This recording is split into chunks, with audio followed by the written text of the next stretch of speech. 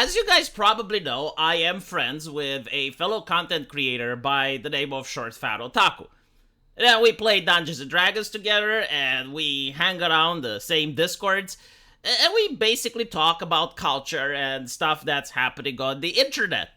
But I did notice that a lot of my subscribers do not like Short Fat Otaku. In fact, I even get people asking me, why do I hang around with him? Why do I spend time with him? And I was genuinely curious, like, where this animosity is coming from, because there are other left-leaning content creators that right-wingers have no problem with. I mean, sure, they will say that they don't like Destiny or that they don't like Vosh, but it's not the same level of animosity, I would say, that they have towards Short Fat Otaku. And I think, like, yesterday, I finally figured out why that is. I finally understood where this antagonism is coming from. And I believe it's all due to the fact that people know who Short Fat Otaku is. You know his channel, he's got a big body of work where he criticizes left-leaning ideology, he criticizes modern culture, he criticizes video games.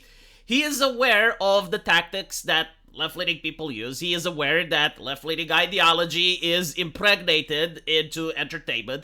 He is aware that left-leaning ideology is impregnated into systems of government. He is aware on how people think and what they say and how they treat the other. Like he's aware of all of these things. But when it comes to actually applying the theory that he knows, time and time again, he just shows absolute naivete. Like in this example right here, when you have Sargon of Akkad making fun of people that are saying, well, actually, you know, female characters don't look ugly on purpose in video games. It's just that the people who are making them are bad at their jobs.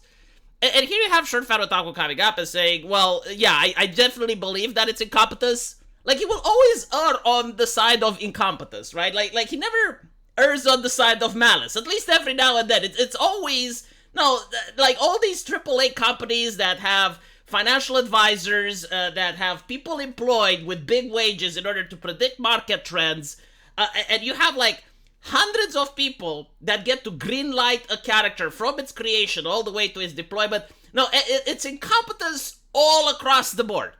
All these various companies, all of these people that are supposed to be competing with each other, every single person out there is incompetent.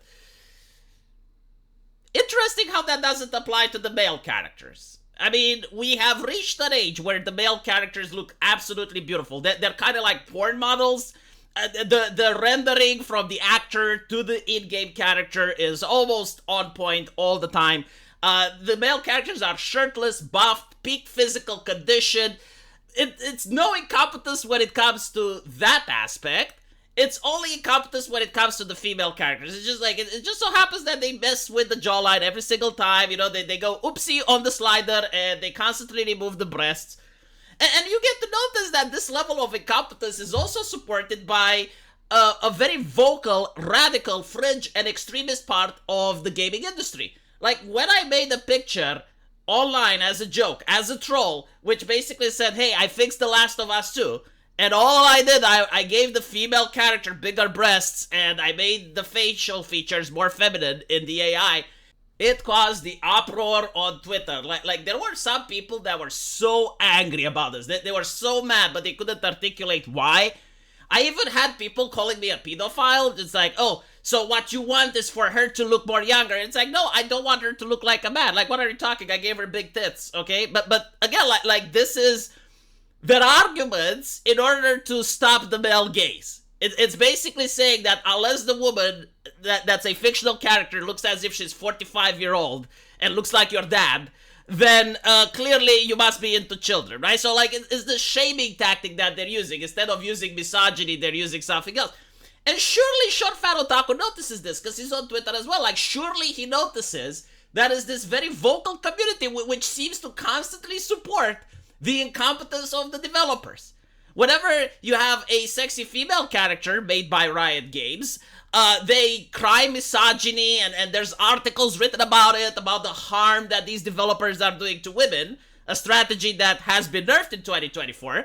But whenever Riot makes a male character that's overly sexualized, you get all the praises and all the cheers, just like you got with the bear sex scene in Baldur's Gate or the romance scene in The Last of Us 2. And it's like, this level of naivete is what's bewildering people, because on one hand, Short Fat Otaku is a genuine individual. Like, from my conversations with him, I can definitely put my reputation on the line and vouch for him that what he believes, he genuinely believes. Like, he is not a grifter. He doesn't believe one thing and says a different thing just to please the audience. Like, if he genuinely believes something, he is legit. But on the other hand, I guess it's the frustration that people experience when he constantly goes to the naivete button.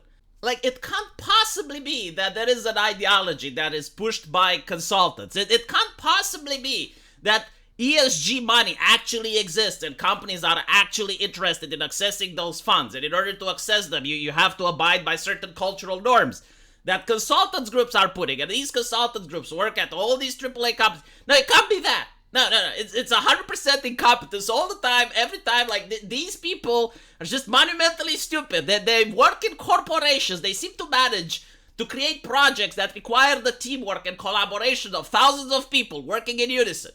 But other than that, they're just moronic. They're stupid. They're dumb. It's this level of just assuming the blame on everything else besides ideology. It's almost as if leftist ideology can't change anything. Like, it's not capable of influencing corporate culture or influencing how people in the government think and view the world. It just exists. And sure, everyone is leftist, but they're also incompetent. It's very bizarre. And again, if it's incompetence, I could understand if you were to notice, like a beautiful female character, but her hair isn't rendered properly. Like, when she walks and she moves in the wind, the hair animation, the hair physics aren't reacting properly, so it looks poor. Or, maybe her costume doesn't jiggle properly with the walk. I mean, when you actually work with artists, you start to notice the difference between an incompetent artist and one that actually gets the job done. And in the case of AAA, like, no, the artists do get the job done. You look at the environments, you look at the clothing and the armors, and, that they move in a way that it looks realistic, so they are good at their job.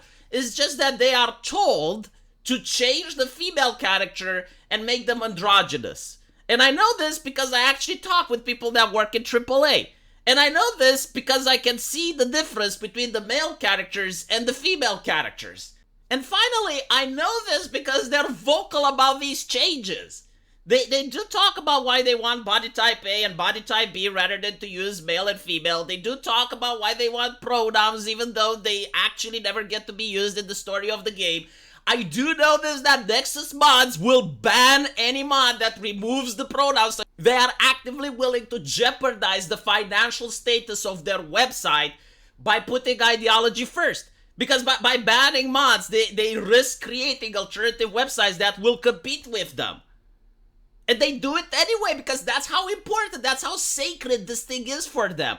And knowing all of this, no, I do not believe for a second that the people that are doing this are incompetent. The people that are doing this are doing it on purpose because the consultancy groups are telling them to do so. And if they want to access the ESG funding, they need to hire the consultancy groups. So hopefully my analysis is going to be a little bit insightful. I'm genuinely curious to see what you guys think, and I'll see you in the comment section. Take care.